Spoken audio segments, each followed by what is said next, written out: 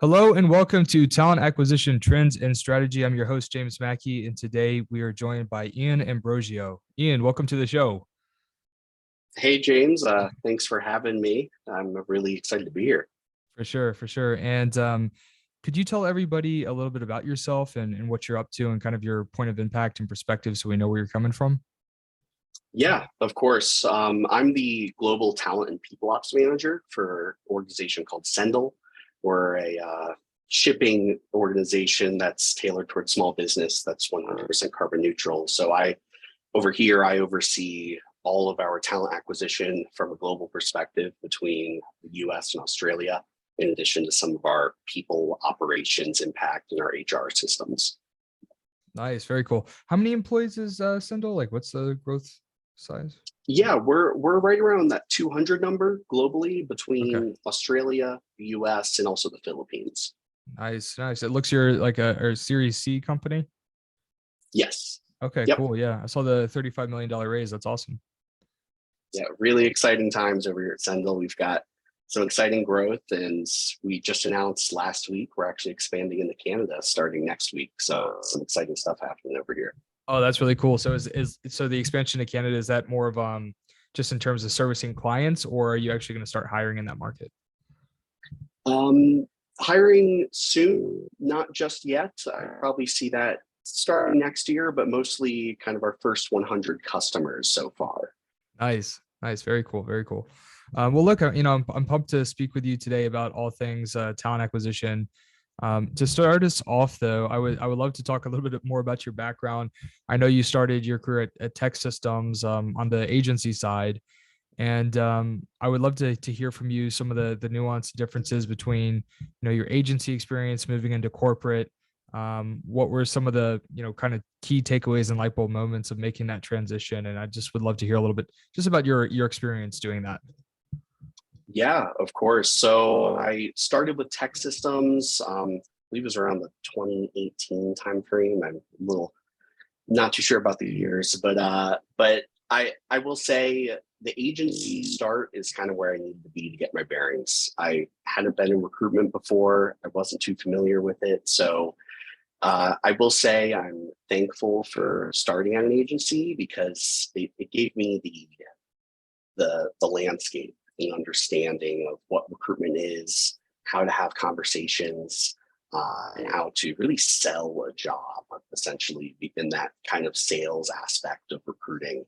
So I started there, and I mean, throughout my time there, I really started to realize, it felt too transactional. I mean, while I was thankful for the opportunity to learn how to sell a job. It started to become only selling a job and not about the person. And my initial drive to get into recruitment was I want to help people and I want to help them find a career and find something they love. So it started to become really transactional. And I just decided, I want to try to make that move over to the corporate side and really bringing people into my organization and being passionate about the company that I'm selling for instead of representing 5, 10 companies and then saying, oh, this candidate doesn't fit here. Let's submit them here. That was the mentality I was getting during my time with tech systems. And it just wasn't for me. And I was really about the people element. So I made that transition to corporate and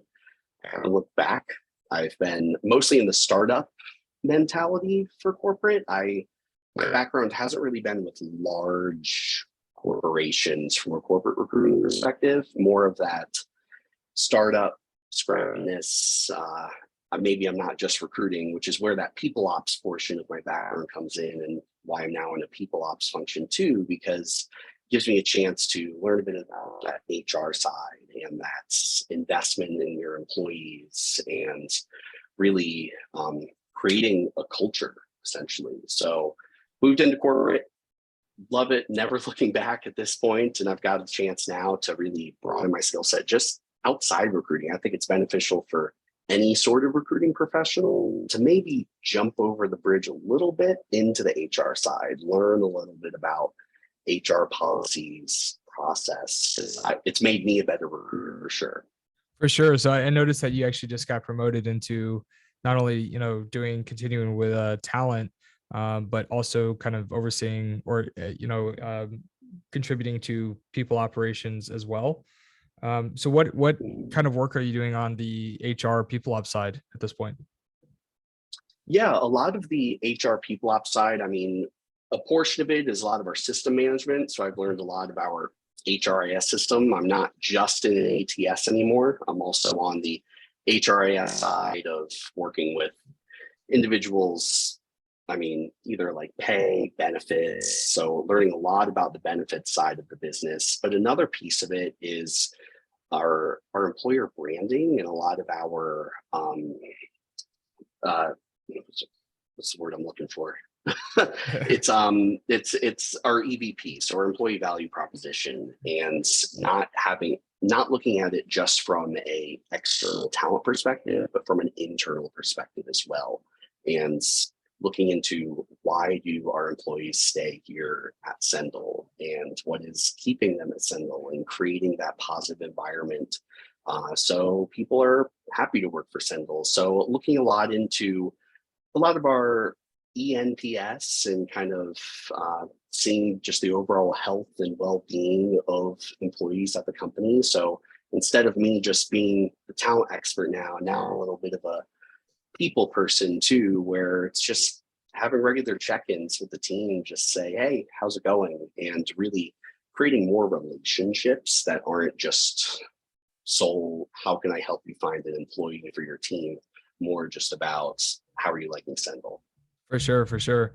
I'm just curious to get your thoughts on this. Is one of your initial projects going to be optimizing onboarding, because now you're seeing like the full kind of journey from candidate to employee? So what's that transition looked like as you're kind of expanding your perspective and looking at more of the onboarding side now? Are there any kind of light bulb moments or priorities that you're setting when it comes to onboarding?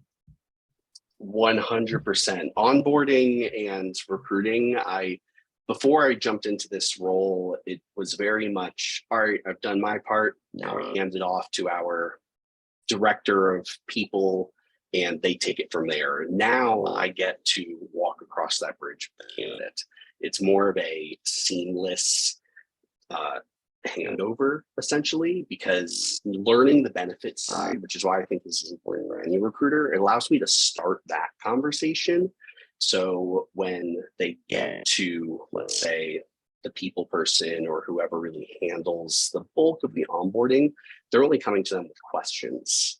That individual doesn't now need to walk them through our benefits and walk them through all of the perks of the organization. Instead, I can do that now. So instead of having another person enter the conversation, a new challenger is approached instead.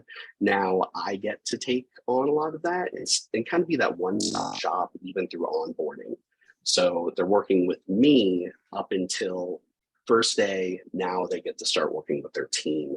So it really creates this seamless transition where I'm not just the person that sent them an offer and got them hired. I'm also the person now they can go to for questions around benefits or how to log into a system. So it helps build that relationship even further.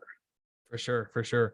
I think one thing that a lot of companies could do better, quite honestly, is just writing process documents that are accessible to both HR and talent. So talent acquisition rather, so that both sides can see the processes of the other.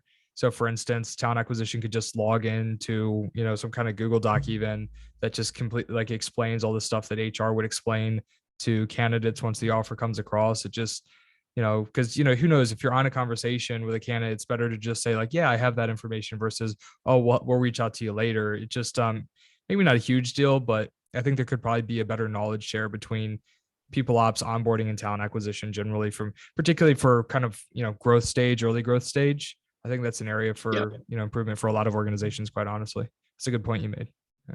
Yeah, and that's something we're doing over here. We have a Google Doc. So exactly what you said. That's how we're doing it, and it's a living document. I mean, things update, things change, but really taking that time to have HR drift a little into the talent acquisition team. So there's kind of a blend there.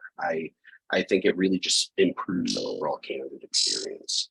Yeah, I love that. I love that. So curious to get your thoughts. Obviously, in the market, In recent years, we're continuing to see a trend of tenures declining, right? People are transitioning to new opportunities more and more frequently. There's less of this sense of like loyalty and more of a sense of how can I get the most out of life personally and professionally. And there's also just, it's becoming a little bit more commonly accepted. They're less fearful that it's going to be held against them. I'm curious to get your take on, you know, what some kind of old school philosophy would consider like job hopping, tenures declining. What are your thoughts on that trend that we're seeing right now? Yeah, I think it's important to, of course, recognize the past 2 years and what the past 2 years have brought. And even right now, with all of the reductions in force happening, I mean, left and right, it's all over LinkedIn. I hashtag layoff, and people that have been, unfortunately, they've lost their jobs. And I think when it comes to that piece of when you look at someone's resume and you see maybe 6 months here, a year here, 6 months there, I personally, for me, I don't even pay attention to dates anymore. I, from my recruiting perspective, I'm very much interested in the person. Everyone has a story. And I kind of reflect it back to myself. I mean, if you take a look at my LinkedIn, it looks like I've job hopped just based on how many organizations I've been with in the last couple of years. But I'm extremely appreciative of course, the organization I'm with now that essentially took a chance, and they're kind of coming from the same mentality I am, where I don't think it matters. I think everyone has a story, everyone has a reasoning. It's things like dates or how long someone has been with a certain organization, I don't think should ever rule someone out during an initial resume screening. I think it's worth a 15-minute conversation. I mean, what's 15 minutes just to say, walk me through your background and just allow them to tell their story and get their side of it. Because a lot of people have reasonings. I mean, not everyone is going to post or list on their resume, oh, I was a part of a reduction in force. So it just looks like, oh, they left. When after I have a conversation with them, instead they tell me, yeah, the company went bankrupt. and then I get the full story. So I don't think job hopping, I mean, even before these past 2 years, when I first got into recruiting, when I would review resumes, especially during my agency time, my leaders would always say, oh, they're a job hopper, skip over them.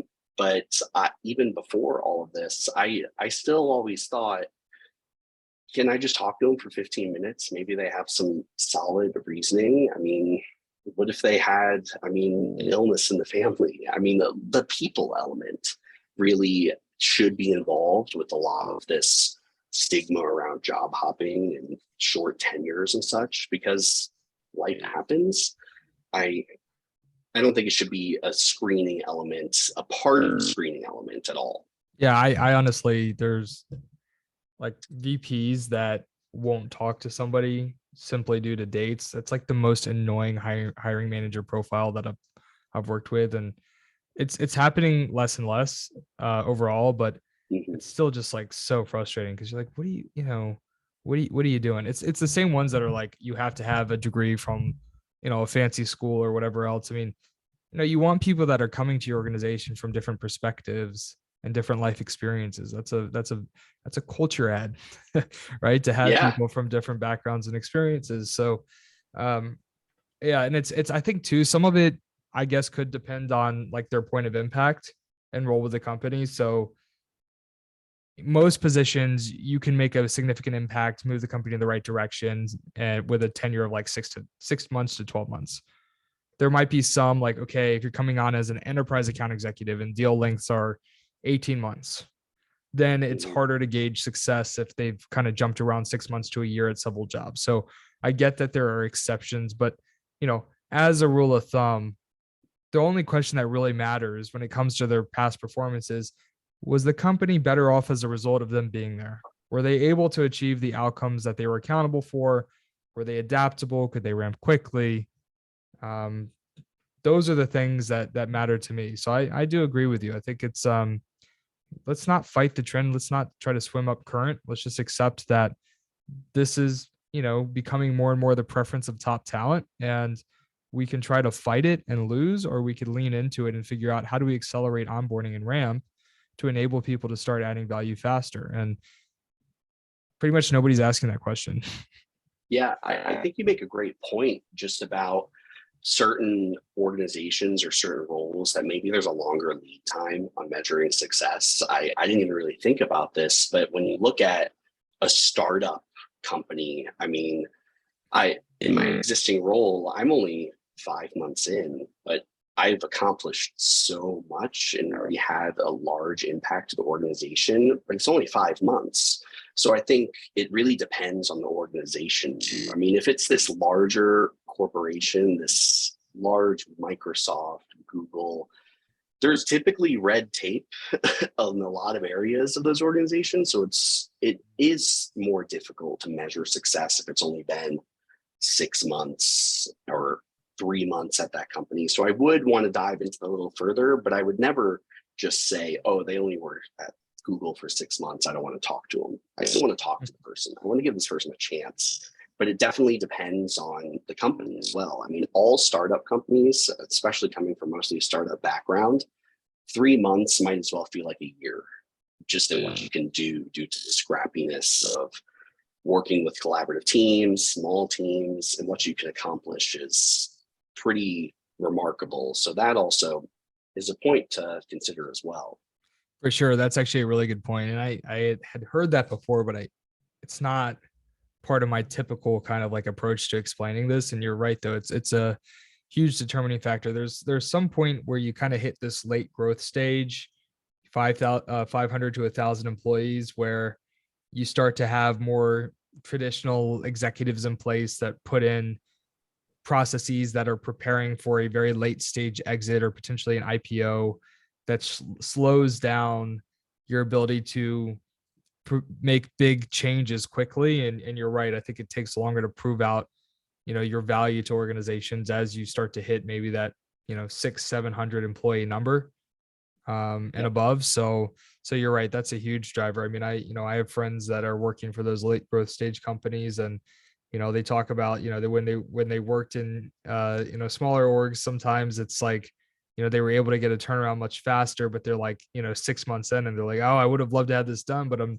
trying to coordinate with, my peers that I'm working cross functionally with that are on different teams, and we have to get buy-in and alignment, and they're doing it this way and I want to do it this way. And, there's a lot of that type of stuff going on at large organizations. So you're right. It does vary too. And I don't think, some of these hiring managers, some of these VPs that are being hypercritical on tenure, I don't think they're considering that either. I think that they would look at, 9 months tenure of somebody who was at Google the same as they would look at 9 months tenure as a startup without thinking about that nuance or context. Yep. Which is silly. Exactly. Like there's such a huge bias and blind spot. 100%. I 100% agree. This is why, I mean, hiring managers, what I've noticed over the years, it's very much about what are the bullet points on the resume.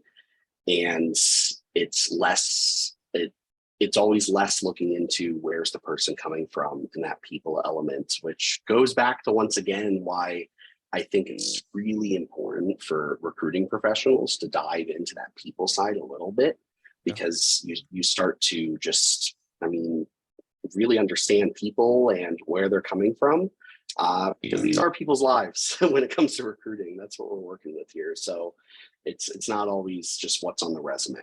No, for sure. For sure.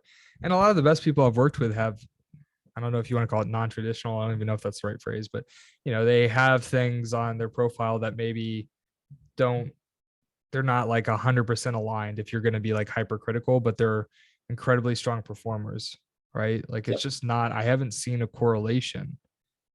I really haven't. Yeah. I mean, and then also like sometimes people have been at organizations too long, and I guess more people have thought of this before, but what if they were just kind of stagnant for several years? Like, what good is that? How is that a value? Like, you want people that are constantly growing and evolving and learning new skill sets and developing new perspectives and having new conversations with new people. And, that is a healthy motion, that brings a lot of insight to, your company, right? Being able to work with somebody that's okay. I've been in 5 different environments. I know what works and what doesn't work. And now I can, optimize our environment based on the things that I've learned, right? I mean, who's going to have more knowledge, right? One person that worked for, 3 to 5 companies over the past 5 years, or one person that worked for one company. Um, Both, I guess, could be, it could be either or, but I would say in general, probably the person that's worked in different environments is likely to have learned more in general. I mean, that's a generalization. I know there's the opposite can be true too, right? Like I've been at Secure Vision for 7 years and I've learned a lot, right? Like my learning is like Of straight up. So course. there's obviously exceptions, but um, I mean, it makes sense to me, right? Like let's stop obsessing on how long someone's going to stay here and start obsessing on how can we increase their impact faster, right? And overall, like that should always be the metric we're Yeah, looking at. 100%. I 100% agree with that. I mean, makes total sense to me. And that's why, for me, I want to provide both of those candidates to the hiring manager for them to talk to both. And then, Right. and then we weigh the pros and cons. Be like, see, this person knows a lot too, despite being a quote unquote job hopper. But they're potentially at the same level or above the other individual. It's always subjective, and it just requires that conversation. For sure. Yeah, absolutely. But you said it best. Like it shouldn't be like a pre-screening criteria that determines whether or not somebody gets an interview. That is just clearly not the way to do it. And talking about other trends that we've seen over the past few years, you made an interesting point in the prep call with Nick prior to the podcast. Gone are the days of here's a list of questions or grilling candidates on screening calls, and we're kind of in this new era of having more balanced conversations with candidates. Talk to us about your thoughts on that and how you implement that on a day to day. Yeah, I think when it comes to doing an interview, especially me from where I come from in recruiting, I'm that first initial call, I'm that preliminary call. I'm not the expert on the skill sets, or if I'm hiring for a data analyst, I don't work in SQL daily. I don't work in Tableau daily. So I'm not the technical skill set. So I don't want to be having a preliminary call just asking questions that mean nothing to me because I have no idea. I would rather have that hiring manager have that call. So when it comes to me doing interviews, how I approach it and how I approach every single interview I do after we have an introduction, I give my spiel on my company. I ask them, tell me your story. I word for word, I always say, tell me your story. And I want to have them walk me through, I mean, where they're coming from, how they got to where they got to today, because that tells me a lot. I mean, it tells me how they present themselves, how they communicate, and at the same time, I'm also getting an overview of their background, maybe some of the tools or skills they've worked with over the years. There's a lot that can come from that. I think it's this really nice open-ended question that allows you to really then get this full picture of the candidate, and then I can dive into maybe some more just like targeted questions, but I am able to refer back to the things they told me. So it creates a conversation type of mentality where instead of me just asking a list of questions, I can then revert back to the story they just told me, because that's out on the table now. Now I can use that whole story they said to then ask those questions. So it flows like a conversation, yet it's still an interview at the same time. For sure. For sure. Yeah. I think that's definitely super important. And I think too, when you have a more natural conversation, right, and you're transparent and you're sharing insights and answering their questions, letting them tell their story, and it just creates a more honest, open dialogue as well. Like, Yeah, you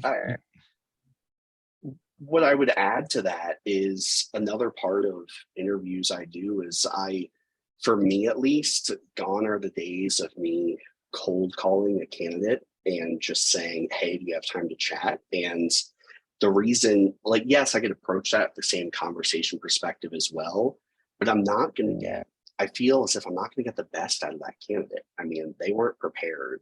I mean, I'm just calling them out of the blue.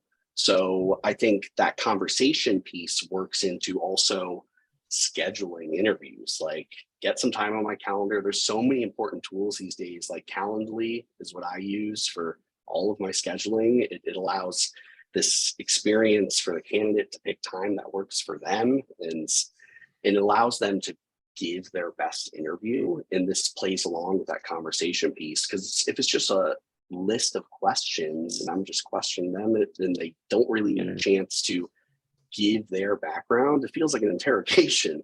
So I want to open up the floor a little bit, allow them to just like tell me about them, where they're coming from. We can just talk around that instead of just saying, hey, what's your experience with Excel? What's your experience in C++?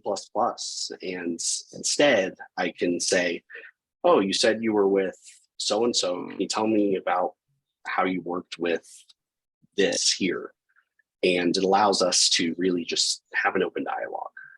For sure, for sure. And, talking about just the evaluation process, determining if somebody is the right addition to the team. What's your perspective on culture add versus culture fit? I mean, people are talking about that a lot today. Particularly like high level CPOs that are thinking about strategy, diversity, equity, inclusion.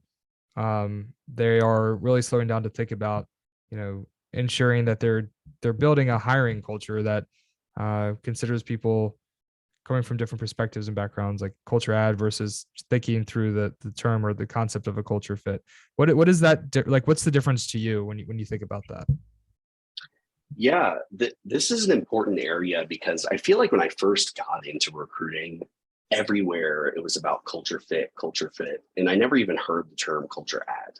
It wasn't even really until recently that it came into my repertoire of thinking about a culture add versus a culture fit, what that difference is. And I think the way things potentially should shift and need to shift is to that culture add mentality. I mean, the last thing I feel an organization should do is hire a team full of people that are basically carbon copies of themselves.